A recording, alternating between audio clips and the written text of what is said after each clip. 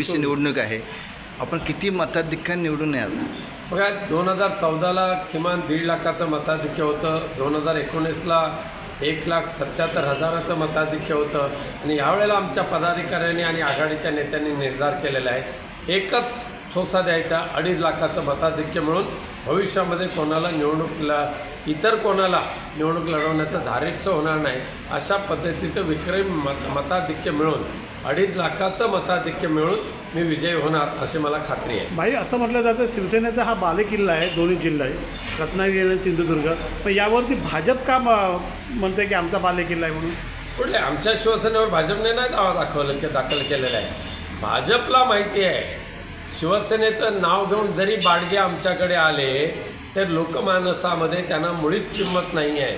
त्यामुळे खरीखुरी शिवसेना जी आहे ती उद्धवजी ठाकरे साहेबच चालवतात. ह्या गद्दार आणि बेईमान लोकांच्या हाती शिवसेनेचा दंशमान जाणार नाही. भाई, पुन्हा एकदा आपल्यासमोर नारा राणेंचं आव्हान येते असं सध्या सूत्रांकडे माहिती पडते. आपण याच्याकडे कसं पाहत आहे? एकदा माझी विनंती आहे भाजपच्या वरिष्ठ नेत्यांना, एकदा कोणाचं ते नाव जाहीर करा. फक्त येणार म्हणतात आणि पळून जात आहेत. त्यापेक्षा एकदा काय ते जाहीर करा, मग बघूया कोणाची जागा कुठे आणि कोणाची जागा कुठे आहे ती. कोणी पाठवायचं इथे पाठवा. या लोकसभा मतदारसंघामध्ये शिवसेना, उद्धव बाळासाहेब ठाकरे पक्ष आणि इंदिरा काँग्रेस म्हणा, शरदचंद्र पवार राष्ट्रवादी काँग्रेस पक्ष, आप पक्ष आणि ह्या सर्वांना बरोबर घेऊन विक्रमी मताधिक्याने निवडून येणारा खासदार म्हणून विनायक राऊतचं नाव असेल. सर, महाविकास आघाडीकडून जी सध्या डिक्लेरेशन झालेलं आहे तिकीट लोकसभेची, त्यामध्ये काँग्रेस कुठेतरी नाराज आहे.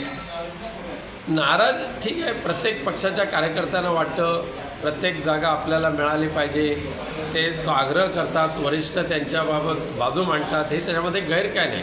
पण सामोपचाराने त्याच्यावर प्रश्न मिटणार आहे. सर, भाई, आपण 2014-2019ची निवडणूक जी आहे ती धनुष्यबाणावरती लढली होती.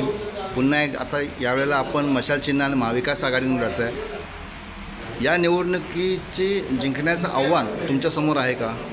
हे मशालच ह्या भ्रष्टाचारी राज्यकर्त्यांचा विनाश करून आमच्यासारख्या प्रामाणिक कार्यकर्त्या जे काम करतो त्यांना एक विजय प्राप्त करून देणार आहे. त्यामुळे मशाल आज आमची घराघरात आहे, मशाल मनामनात आहे, मशाल हृदयामध्ये आहे. त्यामुळे आम्ही निश्चिंत आहोत. एबीपी माझा, उघडा डोळे बघा नीट.